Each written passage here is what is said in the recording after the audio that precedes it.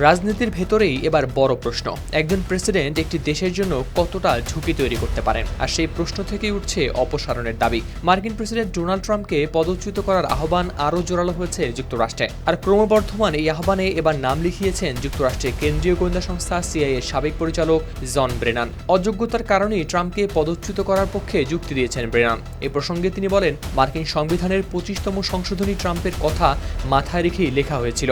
সংবাদ মাধ্যম দ্য গার্ডিয়ানের প্রতিবেদনে প্রকাশ পেয়েছে এই তথ্য। বারাক ওবামা প্রশাসনে সিআইএর প্রধান হিসেবে দায়িত্ব পালন করা ব্রেনান গেল শনিবার এমএস নাউকে দেয়া সাক্ষাৎকারে বলেন, ইরানি সভ্যতা ধ্বংসের বিষয়ে ট্রাম্পের সাম্প্রতিক উস্কানিমূলক বক্তব্য এবং এদের বহু মানুষের জীবনের উপর সৃষ্ট ঝুঁকি তাকে পদচ্যুত করার যৌক্তিকতা তৈরি করেছে। সাক্ষাৎকারে তিনি আরও বলেন, ট্রাম্পের সাম্প্রতিক কিছু বক্তব্য, বিশেষ করে ইরান নিয়ে উস্কানিমূলক মন্তব্য, বিশ্বের জন্য ঝুঁকিও তৈরি করেছে। এছাড়া ট্রাম্প সম্পর্কে ব্রেনান বলেন, এই ব্যক্তি স্পষ্টতই মানসিকভাবে ভারসাম্যহীন। ব্রেনানের মতে, ট্রাম্প এতটাই বড় ধরনের ঝুঁকি যে তাকে কমান্ডার ইন চিফ হিসেবে দায়িত্ব রাখা উচিত নয়, কারণ তার হাতেই যুক্তরাষ্ট্রের পরমাণু অস্ত্রভান্ডার সহ রয়েছে বিপুল সামরিক শক্তি।